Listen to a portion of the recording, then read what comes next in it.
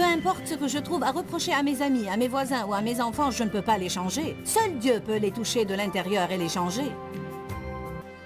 Nous pouvons émettre des demandes et nous pouvons exiger certaines règles. Si tu ne fais pas ceci, je ne ferai pas cela. Ou bien si tu fais cela, je partirai. Et si tu ne fais pas ceci, je ferai cela.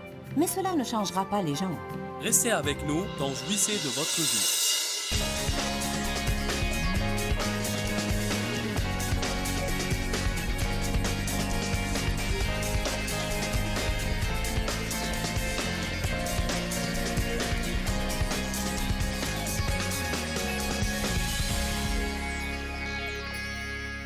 Nous avons dit qu'il faut aller de l'avant. J'espère et je crois que certains d'entre vous comprennent qu'ils n'ont qu'à continuer à aller de l'avant et à persévérer. Votre destin dans la vie n'est pas si différent de celui d'une autre personne. Peut-être y aura-t-il quelques différences, mais la chose est que nous avons tous été blessés. Je ne dis pas cela pour vous déprimer, mais nous le serons probablement encore. Il faut dire la vérité. Nous avons tous été blessés de différentes manières. Mais nous avons tous été blessés. Je parlais à un jeune homme intéressant, le genre d'homme dont on pense « Oh, toi, tu n'es jamais passé par là, mais... » Tout le monde y passe, si je puis dire, d'une manière ou d'une autre. Il est passé par des choses assez dévastatrices, et pas seulement les choses dont tout le monde a déjà entendu parler. La chose est que nous devons tous placer notre confiance en Dieu. Nous devons tous vaincre le diable, nous devons tous confronter, nous devons tous refuser d'abandonner. Et tous dans notre vie, nous devons apprendre comment surmonter les blessures, sans quoi nous ne remporterons pas nos victoires. Parce que probablement, peut-être plus que tout, Satan utilise les émotions pour empêcher les gens d'aller de l'avant. Watchman Nee est un homme qui a écrit un bon nombre d'ouvrages. Et il dit que l'ennemi numéro 1 du croyant sont ses émotions. C'est comme j'ai dit ce matin pendant l'enseignement. Il y a une forte tentation, quand on est blessé, de mettre la faute sur quelqu'un d'autre. Bien, tu dois faire ça, ou tu ne dois pas faire ça, ou bien tu dois changer pour que je puisse être heureuse. Arrêtons de faire porter la responsabilité aux autres. Soyons responsables, soyons les propriétaires de nos propres émotions et nos propres attitudes. Mais cela est dur, parce que cela ne me fait pas mal de trouver ce qui ne va pas en toi. Mais cela me fait mal de faire face à ma propre vérité. Le fait est que peu importe ce que je trouve à reprocher à mon mari, je ne peux pas le changer. Peu importe ce que je trouve à reprocher à mes amis, à mes voisins ou à mes enfants, je ne peux pas les changer. Seul Dieu peut les toucher de l'intérieur et les changer. Nous pouvons émettre des demandes et nous pouvons exiger certaines règles. Si tu ne fais pas ceci, je ne ferai pas cela. Ou bien si tu fais cela, je partirai. Et si tu ne fais pas ceci, je ferai cela. Mais cela ne changera pas les gens. Vous pouvez forcer les gens à se comporter d'une certaine manière, durant un certain temps, mais si leur cœur n'a pas changé, alors le problème en eux ressurgira quelque part d'une façon différente. Donc cela ne nous fait vraiment aucun bien de batailler ou de nous efforcer à essayer de changer les gens. Seul Dieu peut changer les gens. Mais si je suis honnête avec moi-même, et si je suis sincère avec moi-même, et si j'ouvre mon cœur à Dieu, alors Dieu peut me changer. C'est possible, et là encore, je ne dis pas ça pour vous déprimer, mais je crois qu'il faut dire les choses telles quelles. C'est très possible que certaines personnes dont vous vous occupez n'ont rien en elles qui vous plaît. Eh bien, cela peut-être ne changera pas. Je ne pensais pas obtenir quelques amen. Vous auriez dû voir certaines personnes se regarder et faire... Et puis, j'ai une très bonne nouvelle qui va bien avec celle-ci. La bonne nouvelle est que, si vous voulez laisser Dieu faire, il peut vous changer tellement que cela vous sera égal. Je le sais après expérience. Je sais. Je m'émerveille encore de comment Dieu a changé mes opinions et tous mes désirs, et comment il m'a libéré aussi de beaucoup d'égoïsme dans ma vie. Mais cela a été douloureux et difficile. Dave m'a dit cet après-midi, je lui avais dit l'autre jour, si tu veux, dimanche, nous mangerons dehors. Je lui avais demandé, y a-t-il un match de football dimanche? Il m'avait dit non, car s'il y avait un match, il irait au match. Si le match a lieu en ville, il ira le regarder sur place. Et si c'est à la télé, alors... Je pensais, gloire à Dieu, pas de match de football. Ils ne peuvent pas jouer ici, car nous sommes dans leur stade. Il m'a dit non, ils ne feront rien cette semaine. Et donc j'avais dit, oh d'accord, gloire à Dieu, très bien, nous ferons ça et ça. Ensuite, nous avons parlé d'un restaurant dans lequel nous aimerions nous rendre. Dave arrive aujourd'hui et nous avons parmi nous ces hommes du ministère des Affaires étrangères venant de l'extérieur de la ville. Et ils aiment jouer au golf. Et il m'a dit, un des gars, Scott, m'a dit, hey Dave, peut-être qu'on pourrait jouer au golf dimanche. Et donc Dave est venu me voir et parfois il devient comme un petit garçon. Comme un enfant qui s'est fait prendre la main dans un plat de friandises. Il s'est approché et m'a dit... Scott a dit que peut-être on pourrait jouer au golf dimanche. Pas comme s'il me demandait la permission ou quelque chose du genre, mais il savait... Maintenant, je peux vous dire ce que j'aurais pensé, dit et fait il y a 5 ans de ça. La première chose qui me serait venue à l'esprit aurait été... Très bien, c'est bien pour toi. Et moi dans tout ça? Et je me serais dit, j'ai travaillé tout le week-end. Et maintenant, tu ne peux penser qu'à... Je veux aller jouer au golf?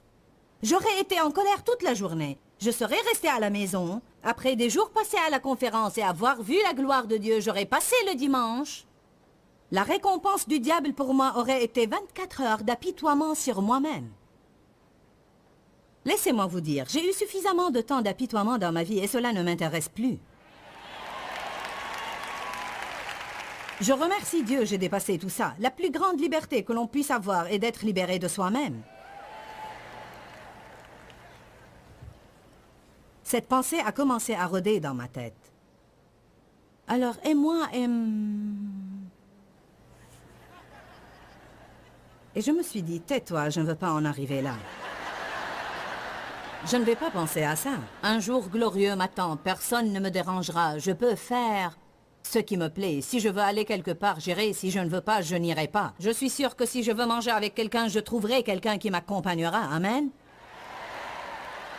Quel est mon message pour vous? On peut changer. Et plus nous changeons, et moins misérables nous serons. Vous savez, j'ai en fait grandi et mûri au point de vouloir qu'il s'en aille le dimanche parce qu'il aimait ça, que ça le rendait heureux, et que je veux le voir s'éclater et jouir de sa vie.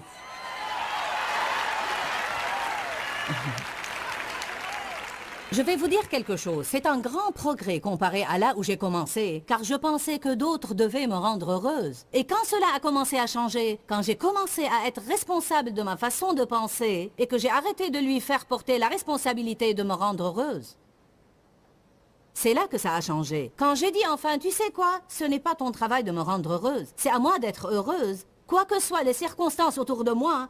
Parce que si la joie de l'Éternel est ma force, alors je me dois de la voir tout le temps et indépendamment de ce que tu fais. N'aurais-je pas été pathétique? N'aurais-je pas été en plein entre les mains du diable si j'étais venue ici tout le week-end à faire tout cela et si j'avais ensuite passé la journée du dimanche à être désolée pour moi-même? N'aurait-ce pas été le summum de la stupidité? Les démons n'auraient-ils pas ri?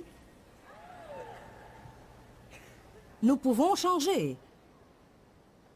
Mais pas avant de passer outre les blessures du passé et pas avant de vouloir prendre possession de nos manières de penser et d'agir et de nos propres émotions.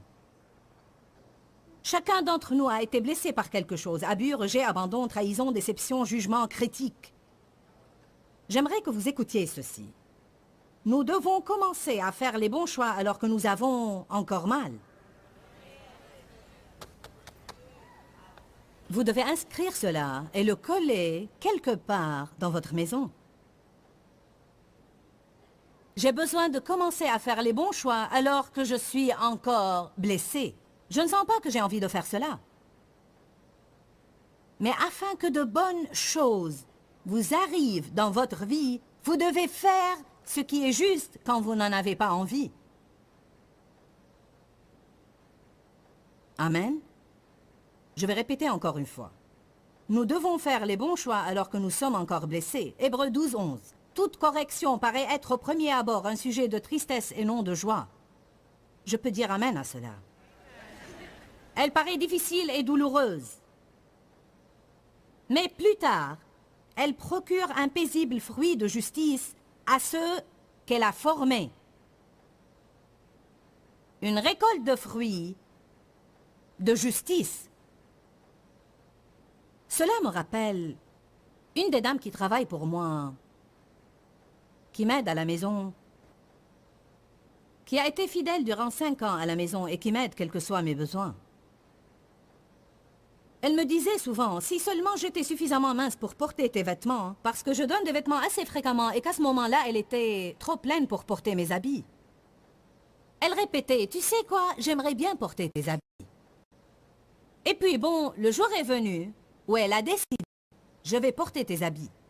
Bon, vous devez passer du vouloir au faire, n'est-ce pas? Elle s'est décidée, je vais porter tes habits.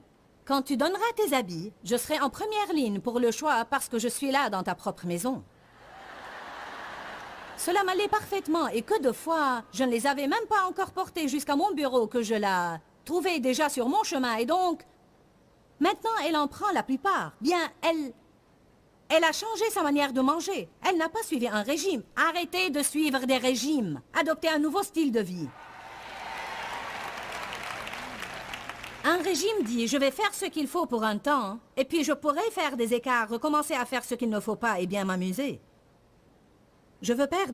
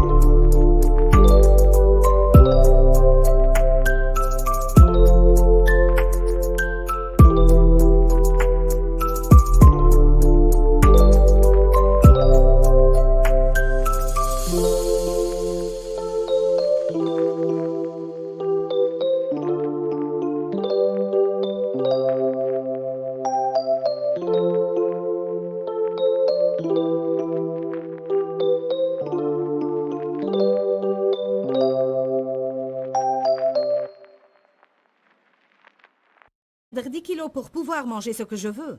Une personne qui veut avoir un certain poids ne pourra jamais manger tout ce qu'elle a envie de manger tout le temps. Il y en a qui ont reçu une révélation aujourd'hui. J'ai dit, une personne qui veut peser le poids qui convient à sa taille ne pourra jamais manger tous les jours tout ce qu'elle a envie de manger. Et cela ne veut pas dire que vous ne pouvez pas avoir du plaisir, manger de tout et que vous ne pourrez pas avoir un dessert parfois, mais cela veut dire que vous ne pourrez pas faire ça tous les jours. Je n'enseigne pas sur les régimes, mais je dis qu'elle a persévéré malgré la douleur.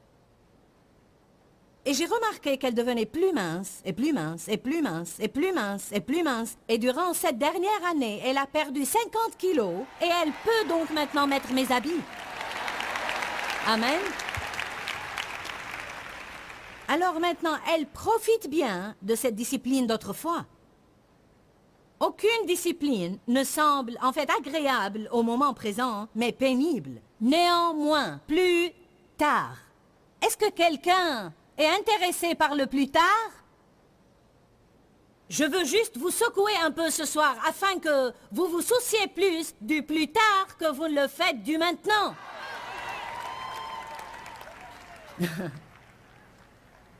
Débarrassez-vous des dettes. Perdez le poids que vous voulez perdre. Mettez votre maison en ordre. Entretenez bien votre maison. Apprenez l'ordre à vos enfants. Vous pouvez peut-être penser qu'il est plus facile de dire « Oh, laissons-les faire, ça va ». Attendez voir qu'ils deviennent des adolescents fainéants qui vous poussent à l'hystérie. Il sera trop tard pour faire quoi que ce soit, alors vous regretterez de ne pas les avoir bien élevés.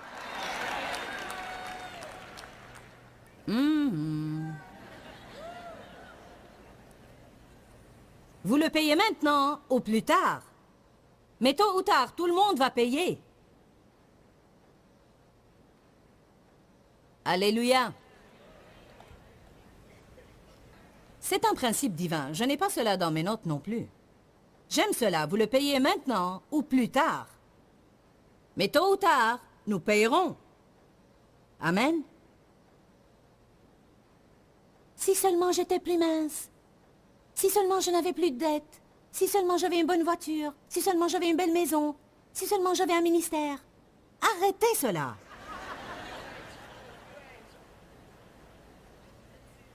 Nous devons avoir de la volonté. Nous devons aller de l'avant. Nous devons persévérer. Vous savez ce que Dieu m'a dit il y a 2 ans? Je n'oublierai jamais cela. C'était simple.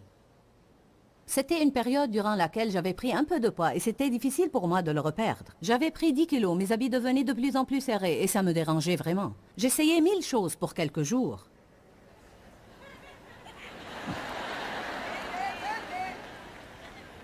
Pour quelques jours, je ne mangeais pas de matière grasse et ensuite, pour quelques jours, je ne mangeais que 900 calories par jour et ensuite, pour quelques jours, je ne prenais que des protéines. J'étais découragée. Rien ne marche avec moi. Bon, c'est juste mon métabolisme. Il se détraque, mes hormones sont en état de coma et plus rien ne fonctionne.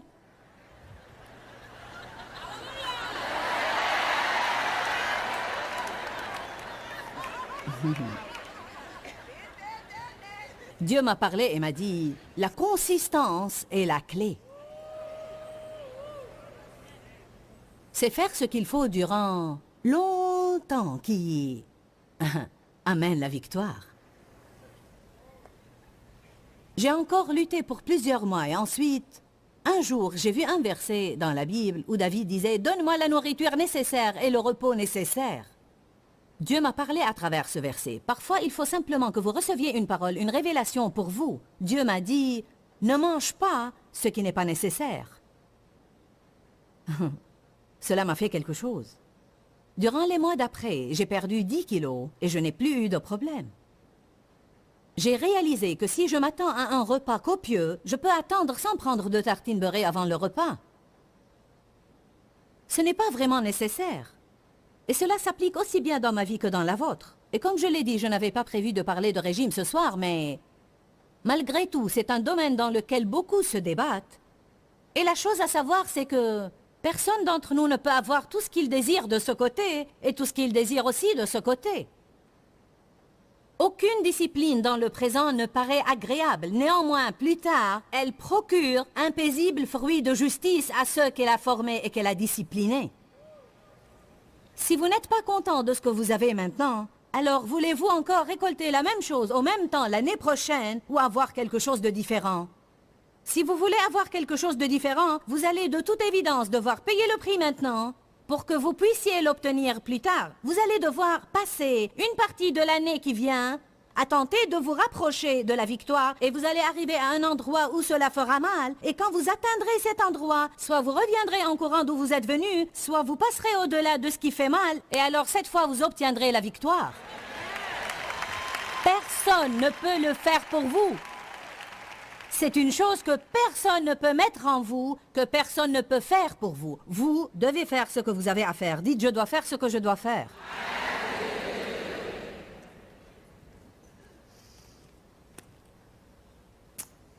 En fait, une des choses qui nous encourage à persévérer et qui nous pousse à aller de l'avant dans les moments difficiles, c'est la promesse de la récompense. Quand vous êtes découragé, je veux vous donner quelques versets auxquels vous référez. Parce que le prix à payer en vaut le coup. Le jour de la paix arrive. Ésaïe chapitre 61, 7 et 8. Au lieu de votre honte, vous aurez double mesure en récompense. Le mot récompense veut dire rémunération. Ça veut dire une paye. En fait, cela veut dire la paye pour des souffrances passées. Récompense est un mot comme compensation, dédommagement. Comme les dédommagements salariaux, qui sont quelque chose que vous obtenez après un accident de travail. Et Dieu m'a dit, tu travailles pour moi, tu es blessé, je te rétribue. Tu es sur ma liste de paiement, Joyce. Ce n'est pas le monde qui te paye. Si quelqu'un vient contre toi, si quelqu'un te fait du mal, si quelqu'un te rejette, si quelqu'un te blesse, continue à faire ce qui est bon. Continue à travailler pour moi et je te paierai de retour. Cela a changé ma vie de réaliser que je n'avais pas à essayer de faire payer les gens qui me faisaient du mal. Eux, en fait, ne peuvent pas me payer.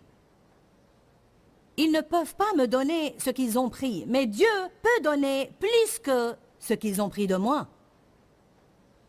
Ésaïe 61, verset 7. Au lieu de votre honte, vous aurez une double mesure en récompense. Au lieu du déshonneur et des reproches, vous vous réjouirez de votre part. Dites, je me réjouirai. Ils posséderont ainsi le double dans leur pays. Pas au ciel, mes chers. Dans votre pays, ils posséderont le double de ce qu'ils avaient perdu. Et leur joie sera éternelle. Car moi, l'Éternel, j'aime le droit. On voit une autre promesse de récompense dans Joël 2, versets 25-26. Je l'ai paraphrasé ici. Je vous restituerai les années qu'ont dévoré les sauterelles. Verset 26. Vous mangerez et vous vous rassasierez. Oh, c'est la partie de la promesse que j'aime. Seigneur bien-aimé, j'ai passé tant d'années insatisfaite, pas contente. Peu importe ce que j'avais, je n'étais pas satisfaite. Peu importe ce que me faisaient les gens, je n'étais pas satisfaite parce que Dieu seul peut nous satisfaire. Si vous ne comprenez pas cela, vous serez misérable. Le Seigneur m'a dit, et il vous dit, Joyce, toutes ces années que tu as perdues, toutes ces années où tu n'as pas vécu comme un enfant, toutes ces années qui t'ont été volées, je te les restituerai.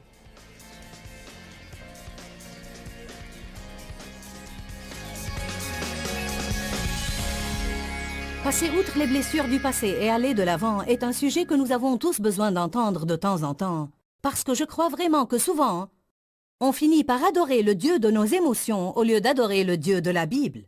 Ce que j'entends par là est que nous laissons nos émotions nous conduire à la place de Dieu et de sa parole. Je sais pour sûr que vous ne voulez pas de cela dans votre vie. Donc j'ai persévéré et fait cette série afin que vous appreniez à passer outre les blessures du passé et à aller de l'avant. Je veux prier pour vous afin que vous ne déterminiez plus votre dignité ou votre valeur selon la manière dont quelqu'un vous a traité ou vous traite maintenant, mais que vous sachiez que vous êtes précieux. Le Seigneur vous a rendu précieux, il vous a donné de la valeur, et je veux que vous vous acceptiez vous-même, pas que vous vous rejetiez. Père, nous venons dans le nom de Jésus, pour toutes les personnes qui pourraient être blessées aujourd'hui par cet auto-rejet. Je prie que nous sachions combien précieux nous sommes à tes yeux, non parce que nous faisons tout juste, mais parce que nous croyons en Jésus, et que nous t'aimons. Père, je prie pour ces personnes aujourd'hui, pour qu'elles soient délivrées de ce sentiment d'auto-rejet et qu'elles s'acceptent elles-mêmes où qu'elles soient pour qui elles sont, sachant que là où elles en sont maintenant n'est pas là où elles finiront à la fin. Nous ne sommes pas où nous aurions besoin d'être, mais nous ne sommes plus où nous étions. Nous sommes bien et nous sommes sur le bon chemin. Dans le nom de Jésus, je te remercie pour ta guérison dans ce domaine. Amen et Amen. Que Dieu vous bénisse. Je vous aime. Restez dans la parole, parce que votre vie change par la parole de Dieu. Pourquoi, Seigneur, pourquoi? Dans ce livret, Joyce Meyer nous enseigne à travers la parole comment être délivré de la confusion. Pour obtenir ce livret gratuitement, écrivez-nous à Joyce Meyer, boîte postale 40095-6300, Larnaca, Chypre. Ou bien visitez notre site web www.joycemeyer.org/fr.